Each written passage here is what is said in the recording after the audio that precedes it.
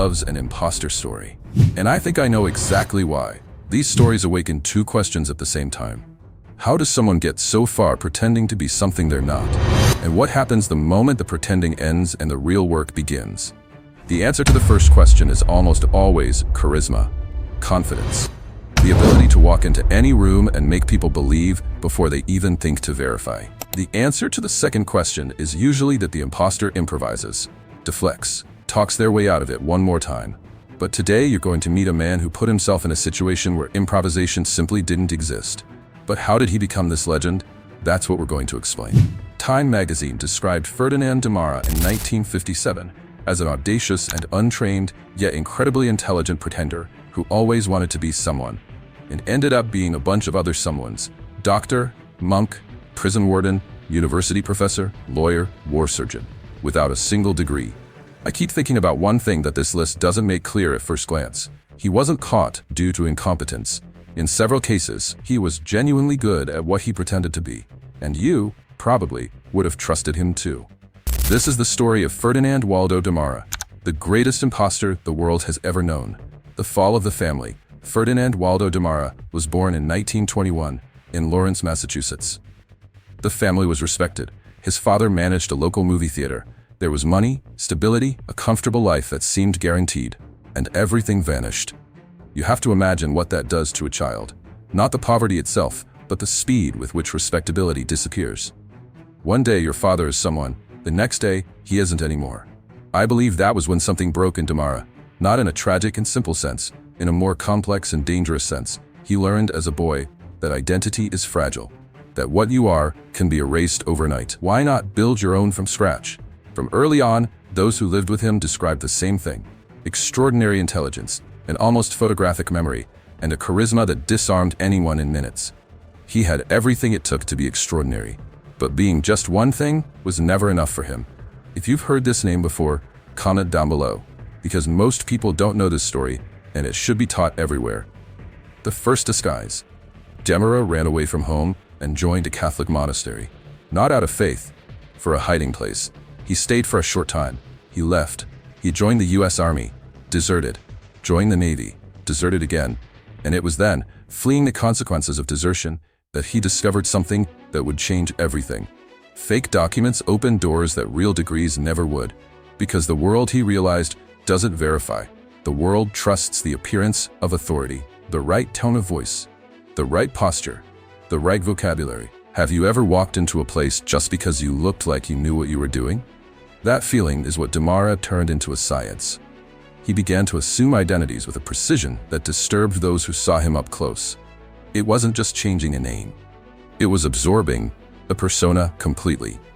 The way of walking, talking, answering difficult questions without hesitation. I think the most revealing detail of this phase isn't the audacity. Demara obsessively studied every role he took on. He would read entire technical manuals in hours.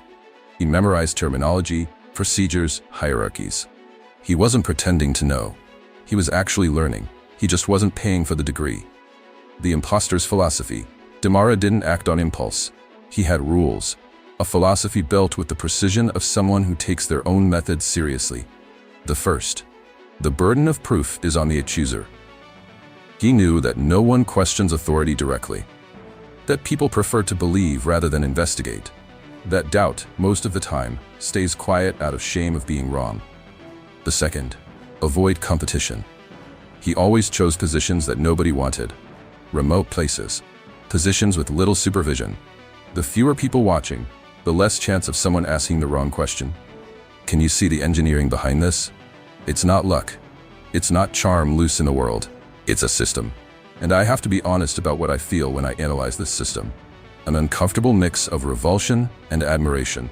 Because Demara understood something about human nature that most of us prefer not to face. That we trust appearances too much.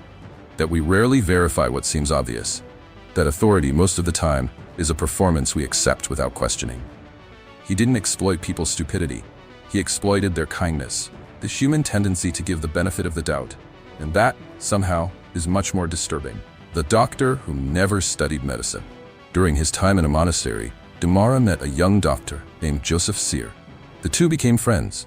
Demara, as always, observed, learned, absorbed, and stored it away. In 1951, with the Korean War underway, he stole Joseph Sears' identity. He created fake documents.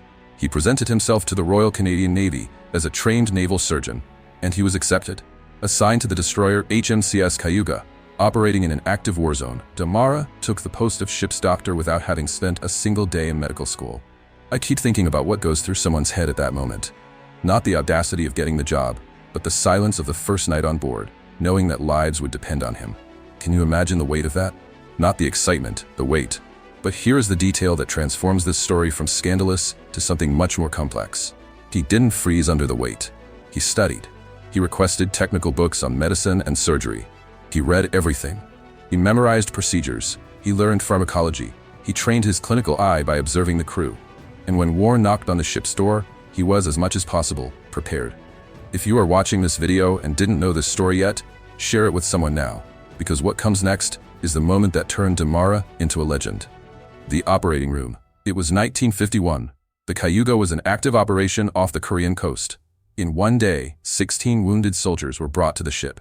Bullet wounds, shrapnel in the chest, lung trauma. Cases that required immediate surgery, in precarious conditions, at high sea. Everyone looked at him, at Dr. Sire. Can you feel the weight of that silence? 16 lives, a man who had never performed surgery, and no other option. Demara did something I find simultaneously brilliant and disturbing. He didn't panic. He didn't confess. He didn't back down. He asked to have the operating room prepared. He locked himself in a cabin. He opened the surgery book he had studied in the previous weeks. He reread the specific procedures for each type of injury in front of him. Then he went back, and he operated, one by one. He removed bullets lodged in chests. He treated lung traumas. He performed procedures that experienced surgeons would consider complex, even under ideal conditions. Not one patient died. Not one. The story leaked to the Canadian press. The newspapers celebrated the heroic Dr. Sear, the surgeon who had saved 16 men in impossible conditions. And that was exactly when everything began to fall apart. Because there was a problem. The real Joseph Sear was alive, working in a hospital in Canada. The exposure. The real Joseph Sear's mother recognized her son's name in the newspapers. But there was one detail wrong. Her son was at home, working normally, having never stepped foot on a warship. She called. She told them. And in a matter of days, the Canadian Navy had a problem they didn't know how to solve. Because the initial reaction of the officers wasn't anger, it was incredulity. The captain of the Cayuga, who had worked side by side with Demara for months, simply could not believe it. The man he knew was competent, respected, trustworthy. The idea that it had all been a fraud didn't fit in his head. And I think this reaction says more about Demara than anything else in this story. Because tricking someone once is easy.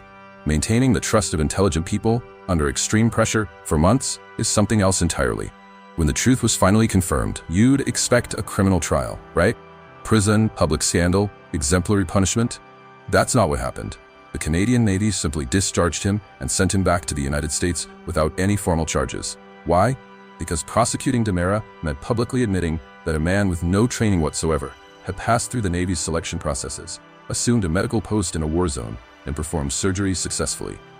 The scandal wasn't him, it was the system he had exposed. The story made you think about identity, about trust, and about what we are capable of being when no one is checking. Share this video. But if you think Demara was the only one to turn deception into an art form, you haven't seen anything yet.